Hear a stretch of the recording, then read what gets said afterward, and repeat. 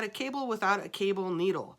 So we're starting our block of the month club next week. Look for that video next Tuesday. And this first block has a lot of cables in it. So I thought it'd be an opportune time to show you how to achieve cabling without a cable needle. If you're comfortable doing that and you practice a little bit, it can definitely be a time saver. However, having said that, if you're a brand new knitter or you tend to be a tense or a tight knitter, it may not be to your advantage to go there, because if you make a mistake and you drop a stitch, it can be frustrating and difficult to trace that back down and then weave it back up through the knits and purls and the other cables that may exist in order to fix your mistake. Or, God forbid, you have to start tinking and frogging to trace that back. So sometimes it's really not worth the risk. Let me give you a couple of examples of when I would or would not cable without a cable needle. So in this panel of it, this is a project I'm working on where you knit several rectangles and squares, and it's going to eventually be all pieced together in a massive king-size Celtic cable afghan. But this is an example of when I might decide to cable without a cable needle. If you'll notice, these are just 1x1s. This is just one stitch crossed over in front of another. And so that's pretty convenient and easy, and I'll show you how to do that. This is an example where maybe I wouldn't, because it's a larger number of stitches crossed over each other, and it's more complicated with a purl background, and yeah, probably I wouldn't. I'm not that good at fixing mistakes on cables, and so that's definitely an area of technique that I can improve upon, and then I might feel more comfortable later on. So you need to do what's best for you, but if you're a brand new knitter, I might not start out this next block next week without a cable needle. So let's talk about cable needles for a minute then. I got this little 3-pack of cable needles. I think I ordered off of Amazon. It came with 3.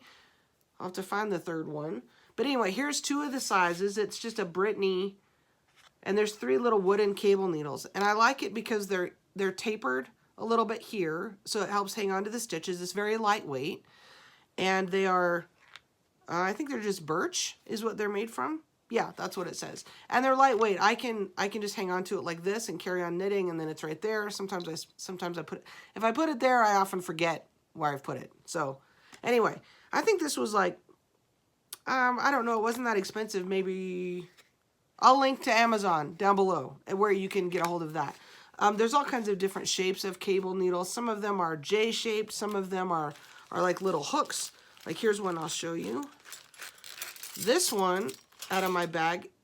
So you'd slip your stitches on there, and then they're held in the trough there, or in that kind of a ditch there. And then, so that's easy to hang them off the back or off the front, depending on which kind of cable maneuver you're doing. So, and then there's ones that are kind of J-shaped, like an actual fish hook. So it's just personal preference, really. I tend to, I like the lightness of the wooden ones rather than the metal. So I have some that are magnetic that go on a pendant. So once you use it, you can go shoomp, and it sucks right up to your pendant that you're wearing, and then you don't drop it in the couch. A set of Knitter's Pride cable needles that comes with a magnetic pendant, which obviously if you have a pacemaker, not a good idea. Let's get to it. Cabling without a cable needle.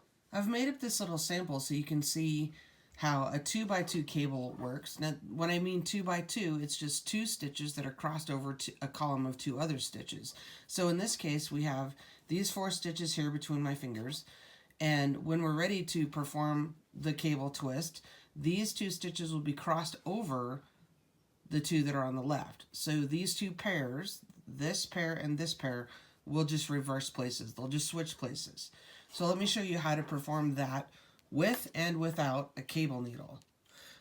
Often cables are set off by a background of purl stitches because that difference in texture just makes them stand out more.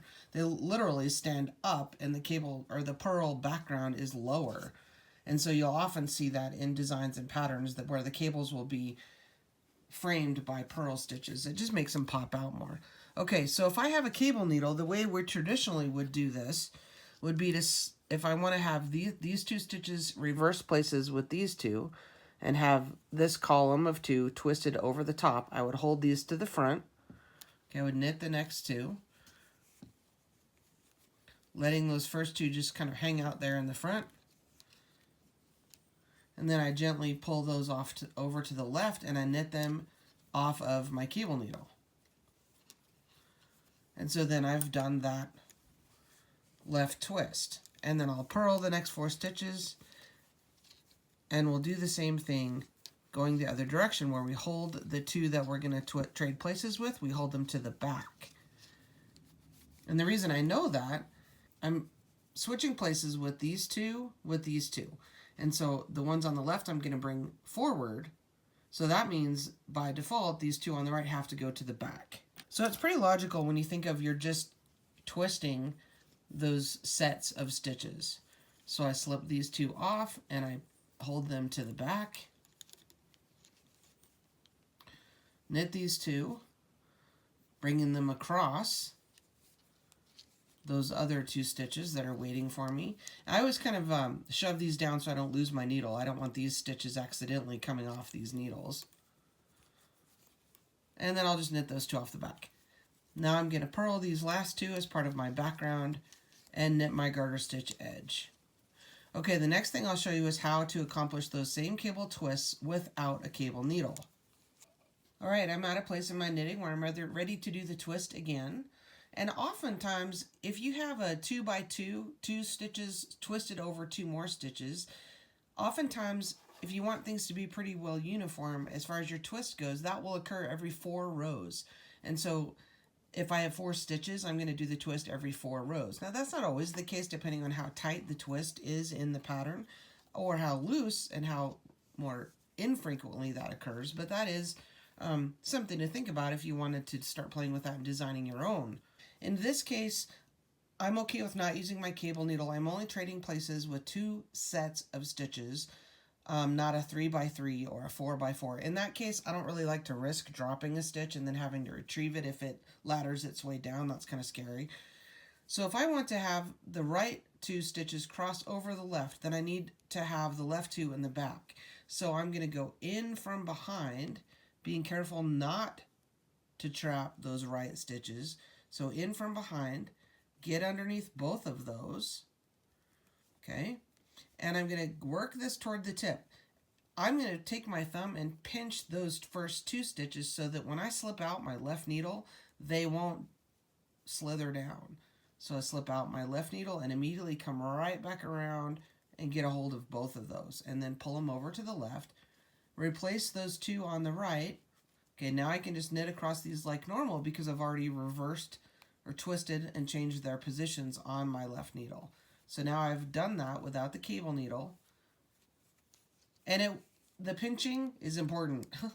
If you happen to drop one, that is a little bit scary. I don't often do this unless I have my stitches are loose enough. If you're a new knitter and you knit kind of tightly, I might recommend go ahead and stay using your cable needle, because it's definitely easier to hang on to them if your stitches are a little more loose. And that was not me when I first started knitting. Okay, so now I want to take these 2 that are on the left and I want to trade places with the ones on the right. And I need the right stitches to go to the back. So I'm going to take these right hand needle, slip underneath here, and get a hold of both of those left ones, being careful not to lose these 2 stitches off the right side. So I'm going to press right here and keep that from happening. But I need to get my right hand needle underneath those. There we go. Now I'll pull out the left hand needle and then go ahead and work them back onto the left hand needle without trying not to split them. And then, since I've changed their position, I can go ahead and just knit across.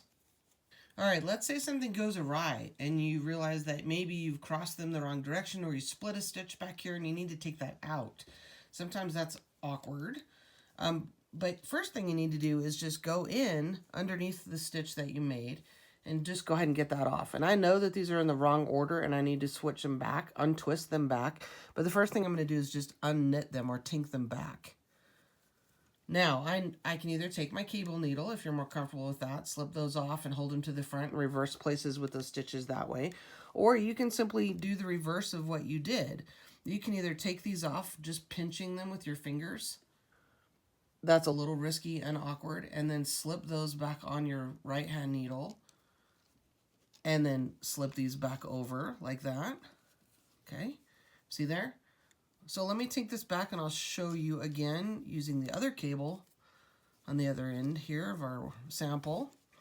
Okay, so I would just simply tink this back, just like I would tink any of my regular work had I found a mistake.